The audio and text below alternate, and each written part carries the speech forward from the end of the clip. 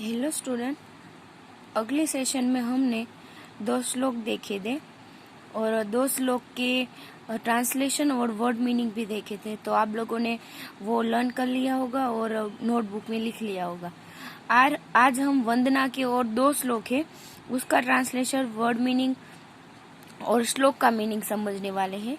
तो श्लोक है, शुभम करोतु कल्याणम आरोग्यम धन संपदम शत्रु बुद्धि विनाशाय दीप ज्योतिर्नमोस्तुते। फिर से, शुभम करोतु कल्याणम आरोग्यम धन संपदम शत्रु बुद्धि विनाशाय दीप ज्योतिर्नमोस्तुते।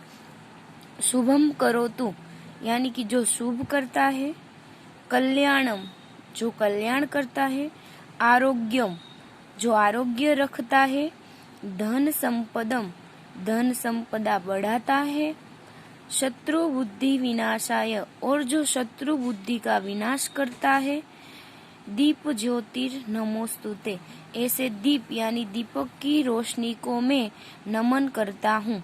फिर से, जो शुभ करता है, कल्याण करता है, आरोग्य रखता है, धन संपदा बढ़ाता है और शत्रु बुद्धि का विनाश करता है, ऐसे दीप यानी दीपक की रोशनी को मैं नमन करता हूँ। अब उसके वर्ड मीनिंग देखेंगे।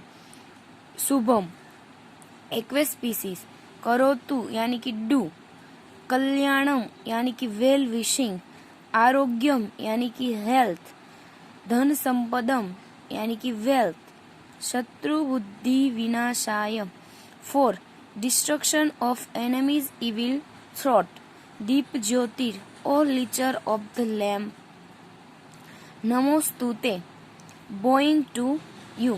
फिर से, शुभम करोतु कल्याणम आरोग्यम धन संपदम शत्रु बुद्धि विनाशाय दीप ज्योतिर नमोस्तुते। उसके वर्ड मीनिंग, शुभम यानी कि एक्वेस स्पीसीज, करोतु यानी कि डू, कल्याणम यानी कि वेल विशिंग, आरोग्यम यानी कि हेल्थ, धन संपदम यानी कि वेल्थ, शत्रु बुद्धि विनाशाय for destruction of enemies evil throat, दीप ज्योतिर or lighter of the lamp, नमोस्तुते बोइंग टू यू।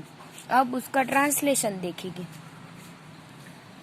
और lighter of the lamp do auspicious well wishing healthy and wealthy bowing to you for destruction of enemies evil thought. फिर से, O lighter of the lamp do auspicious well wishing healthy and wealthy bowing to you for destruction of enemies evil thought.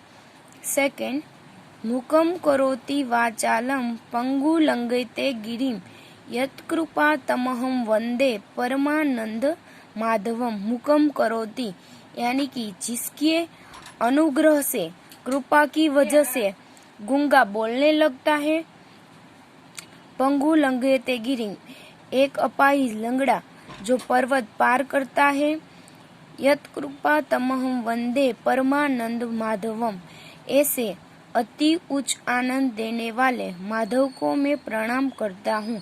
फिर से, जिसके अनुग्रह यानी कि कृपा की वजह से गूंगा बोलने लगता है, एक अपाहिज लंगड़ा जो पर्वत को पार करता है, ऐसे अति उच्च आनंद देने वाले माधव को मैं प्रणाम करता हूँ। अब उसके वर्ड मीनिंग, मुकम यानी कि डम्ब, वाचालम यानी कि मेक्स स्पीकिंग, पंगु टू द हैंडीकैप्ड, लंघयते यानी कि क्लिम्बिंग मेक्स क्रॉसिंग, गिरिम यानी कि माउंटेन, यत्कृपा वुज ग्रेस, तम यानी कि हिम, अहम वंदे आई बो परमानंद माधवम to the delightful god Shri Vishnu. फिर से, मुकम यानी कि डम, वाचालम यानी कि मेक्स स्पीकिंग, पंगु यानी कि टू द हैंडीकैप्ड, लंघयते यानी कि क्लिम्बिंग मैक्स क्रॉसिंग, गिरिम यानी कि माउंटेन, यत्कृपा यानी कि वुज ग्रेस, तम यानी कि हिम, अहम वंदे यानी कि आई बो परमानंद माधवम to the delightful god Shri Vishnu. अब उसका ट्रांसलेशन देखेंगे। I bow to the delightful god Shri Vishnu.